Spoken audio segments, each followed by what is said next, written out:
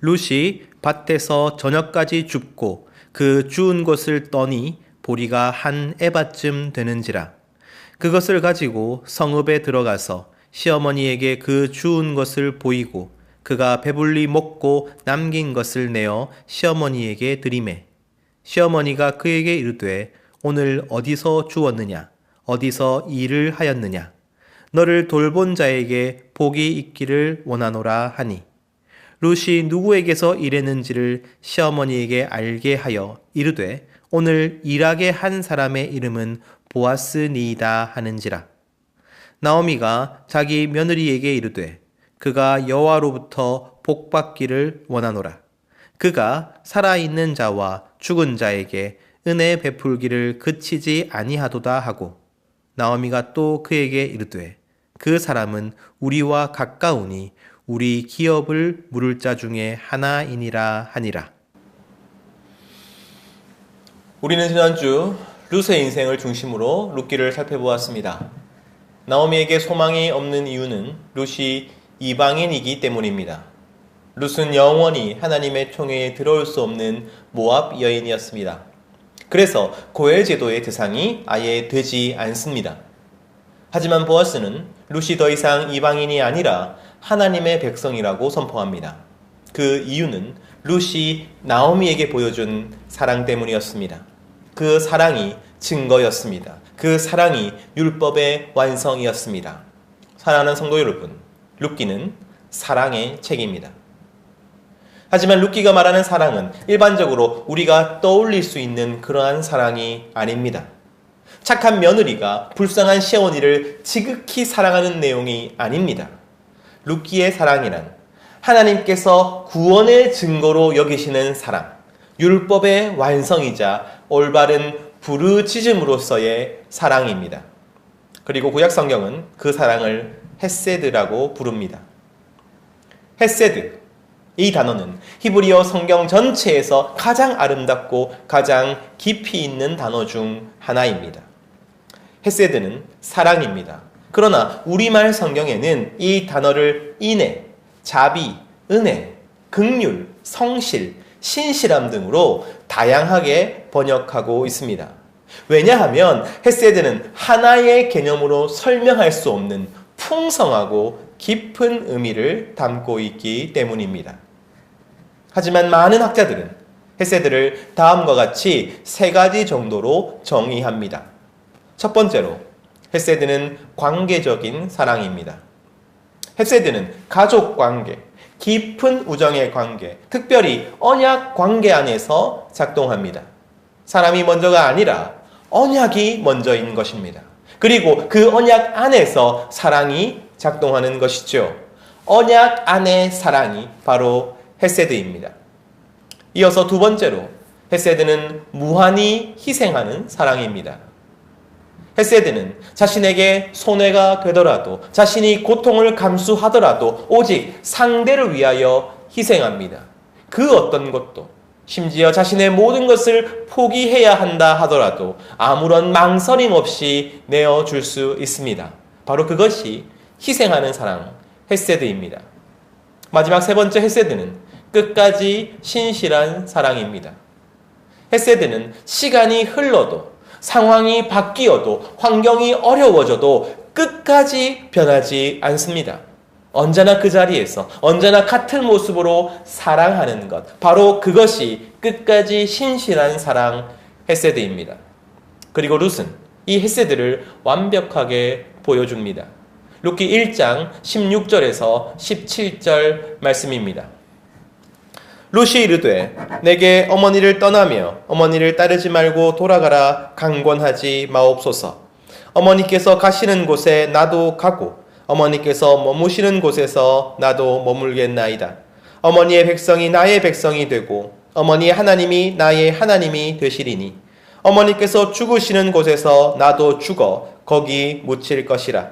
만일 내가 죽는 일 외에 어머니를 떠나면 여호와께서 내게 벌을 내리시고 더 내리시기를 원하나이다 하는지라. 룻과 나오미는 혈연 관계가 아닙니다. 완전한 남남이죠. 그러나 결혼을 통해서 시어머니와 며느리의 가족으로 맺어졌습니다. 바로 언약 관계이지요. 그리고 룻은 그 관계를 끝까지 지키기로 결단합니다. 언약 안에서 룻은 나오미를 사랑한 것이죠. 그리고 룻은 자신의 미래를, 자신의 행복을, 자신의 안전을 모두 포기합니다. 모압에 남았더라면 룻은 재혼할 수 있었을 것입니다. 새로운 가정을 꾸릴 수 있었을 것입니다. 그러나 룻은 나오미와 함께 베들레헴으로 갑니다. 이방인으로서 멸시와 천대를 받을 것이 분명한 그곳으로 갑니다. 룻은 언약 안에서 나오미를 위하여 자신의 모든 것을 희생합니다. 또한 룻은 변함이 없습니다. 베들레헴에 도착한 후에도 가난과 고난 가운데서도 룻은 나오미를 섬기는 일을 멈추지 않습니다. 매일 아침 일찍 일어나 밭으로 가서 이삭을 줍습니다. 저녁이 되면 타작하여 나오미에게로 가져옵니다. 보리 추수가 끝날 때까지, 밀 추수가 끝날 때까지 말이죠. 룻이 고백하였던 것처럼 그녀는 죽을 때까지 나오미를 사랑할 것입니다. 룻은 언약 안에서 자신을 희생하며 신실하게 끝까지 나오미를 사랑합니다. 바로 이것이 헤세드인 것이죠. 사랑하는 성도 여러분, 우리는 룻의 사랑 가운데 희생과 신실함에 주목합니다. 하지만 오히려 헤세드에서 가장 중요한 것은 첫 번째 특징인 언약입니다. 룻은 나오미가 너무나 좋은 시어머니라서, 혹은 하나님을 소개해주고 하나님을 믿게 해준 시어머니라서 사랑하는 것이 아닙니다. 세상에 며느리 입장에서 좋은 시어머니가 어디에 있겠어요? 룻이 보여준 사랑의 핵심은 효심이 아니라, 동정도 아니라 언약입니다. 자신이 한 그 언약 가운데 가족이 된 나오미를 사랑하기로 결정한 것입니다. 다르게 말하면 나오미가 아니라 다른 여인이 자신의 시어머니였어도 룻은 똑같이 자신의 시어머니를 사랑했을 것입니다. 룻에게 더 중요한 것은 나오미라는 사람이 아니라 언약입니다. 그 언약 때문에 나오미를 끝까지 신실하게 사랑하는 것입니다. 그 언약 때문에 자신의 모든 것을 희생하기까지 나오미를 사랑하는 것입니다. 룻의 사랑을 보아스가, 베들레헴 공동체가, 그리고 하나님께서 인정하시는 이유는 룻이 바로 언약을 지키기 위하여 사랑하였기 때문입니다. 언제나 옆을 지키기로 한 그 언약, 기쁠 때나 슬플 때나 함께 하기로 한 언약, 가족으로서 책임을 지기로 한 그 언약을 지키기 위하여 자신을 희생하고 끝까지 신실하였기 때문입니다. 룻기는 그러한 룻의 사랑을 정확하게 헤세드라고 선포하고 있습니다. 룻기 3장 10절 말씀입니다. 그가 이르되 내 딸아 여호와께서 내게 복 주시기를 원하노라. 내가 가난하건 부하건 젊은 자를 따르지 아니하였으니 내가 베푼 인애가 처음보다 나중이 더하도다. 한밤중에 찾아와 고엘이 되어달라고 요청하는 룻에게 보아스는 네가 나오미에게 인애를 베풀었다고 말합니다. 이때 인애, 바로 이 단어가 헤세드입니다. 보아스가 룻의 헤세드가 처음보다 나중이 더하다고 말하지요. 룻의 처음 헤세드는 나오미를 따라 베들레헴으로 오는 헤세드였습니다. 그리고 나중 헤세드는 나오미의 기업을 회복시키기 위하여 보아스에게 나아간 헤세드였지요. 하나님은 보아스를 통하여 룻의 말과 행동과 선택, 그리고 그의 삶이 나오미를 향한 헤세드로 가득 차 있다고 인정하여 주시는 것입니다. 그리고 하나님은 이렇게 말씀하십니다. 그 헤세드에 내가 상을 주겠다. 룻기 2장 12절 말씀입니다. 여호와께서 내가 행한 일에 보답하시기를 원하며 이스라엘 하나님 여호와께서 그의 날개 아래에 보호를 받으러 온 내게 온전한 상 주시기를 원하노라 하는지라. 여러분, 룻이 행한 일이 무엇입니까? 바로 헤세드입니다. 그리고 하나님은 그 헤세드에 보답하겠다고 말씀하십니다. 룻이 헤세드를 행하였으므로 그녀에게 온전한 상을 주겠다고 말씀하십니다. 사랑하는 성도 여러분, 그렇다면 하나님께서 룻에게 주시는 보답이 무엇일까요? 하나님께서 룻에게 주시는 온전한 상이 무엇입니까? 그것은 바로 하나님의 헤세드입니다. 룻기 2장 20절 말씀입니다. 나오미가 자기 며느리에게 이르되 그가 여호와로부터 복받기를 원하노라. 그가 살아있는 자와 죽은 자에게 은혜 베풀기를 그치지 아니하도다 하고, 나오미가 또 그에게 이르되 그 사람은 우리와 가까우니 우리 기업을 물을 자 중에 하나이니라 하니라. 룻이 보아스의 호의를 입고 더 나아가 사랑 때문에 하나님의 백성으로 편입되었다는 것을 알게 된 나오미는 이렇게 말합니다. 그가 살아있는 자와 죽은 자에게 은혜 베풀기를 그치지 아니하도다. 여러분, 바로 이때 은혜가 헤세드입니다. 나오미는 보아스가 죽은 엘리멜렉과 그 아들들에게, 그리고 살아있는 나오미와 룻에게 헤세드를 베푼다고 고백합니다. 그러나 우리가 이미 알듯이 보아스는 하나님의 손길이자 하나님의 예비하심이지요. 보아스의 헤세드는 사실은 하나님의 헤세드인 것입니다. 지금 룻은 자신의 헤세드로 인하여 보답을 받고 있습니다. 자신의 헤세드로 인하여 온전한 상을 받고 있습니다. 그것은 바로 하나님의 헤세드입니다. 예수님은 오늘 룻의 이야기를 정확하게 이렇게 정의하십니다. 마태복음 5장 7절 말씀입니다. 긍휼히 여기는 자는 복이 있나니 그들이 긍휼히 여김을 받을 것이며. 나오미를 긍휼히 여기는 룻이 보아스에게 긍휼히 여김을 받고 있습니다.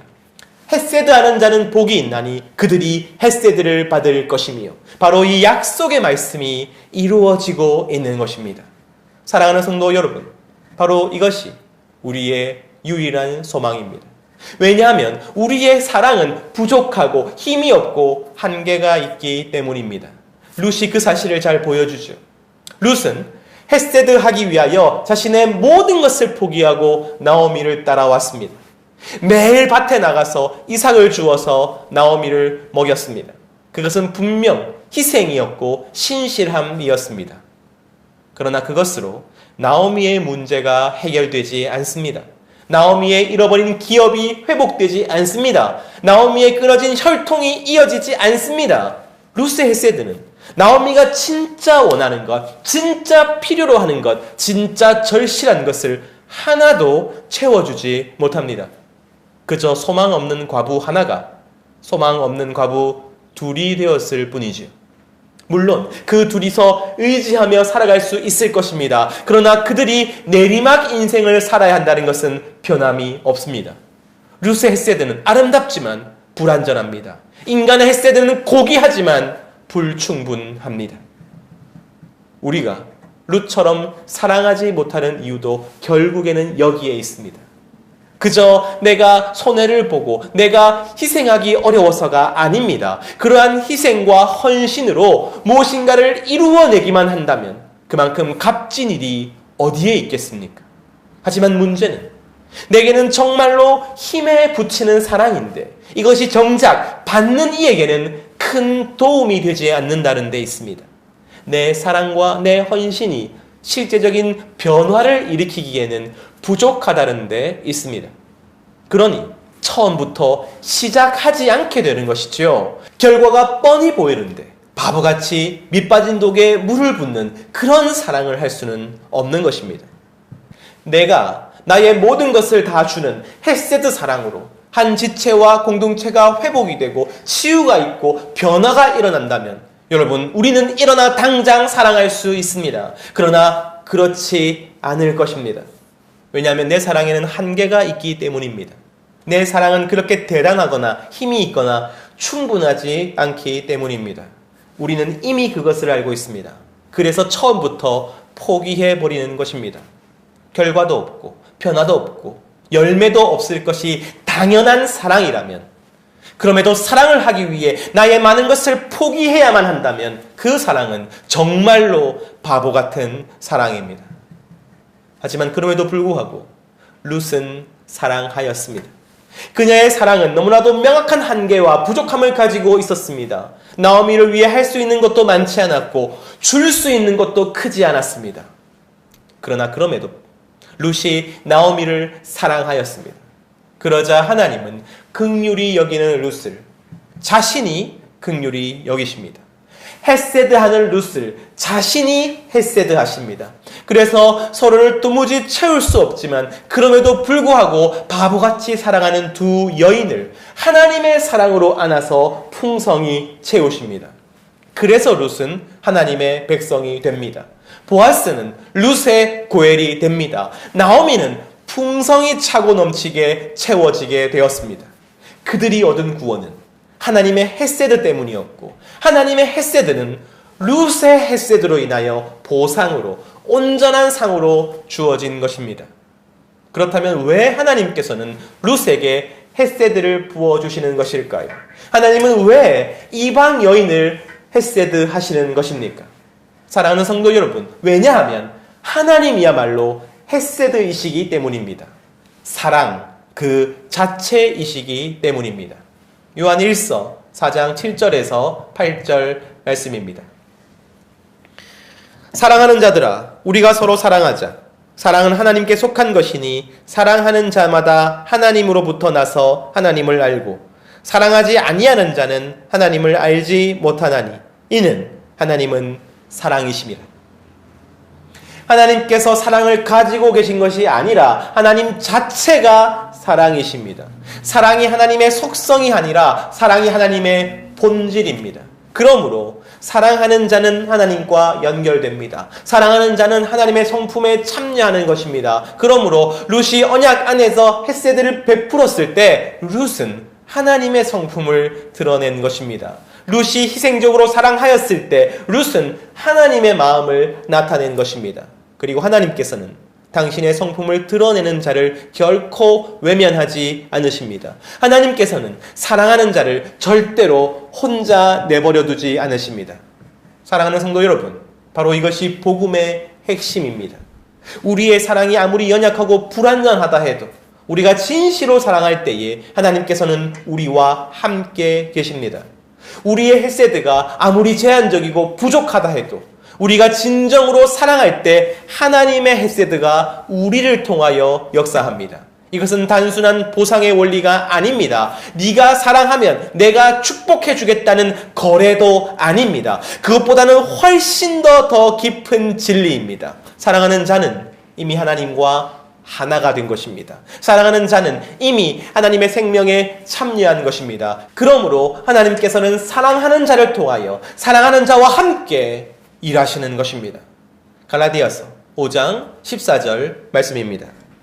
온 율법은 내 이웃 사랑하기를 내 자신같이 하라 하신 한 말씀에서 이루어졌나니. 하나님의 온 율법이 결국 우리에게 명령하는 것은 이웃을 사랑하라는 것입니다. 하나님께서 우리에게 당신의 본질에 참여하라고 초대하는 것이지요. 하나님께서 우리에게 당신의 성품을 나타내라고 요청하시는 것입니다. 그런데 성경은 율법이 우리가 그 율법을 지킬 수 없는 존재임을 드러내었다고 하지요.